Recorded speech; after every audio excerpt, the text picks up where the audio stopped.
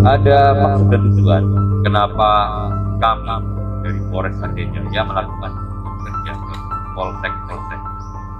Karena kalau kita pahami, kita harus melakukan sebuah internalisasi organisasi. Kita harus melakukan sebuah konsolidasi. Kita harus melihat secara real bagaimana kondisi rekan-rekan kami, anak buah kami di lapangan.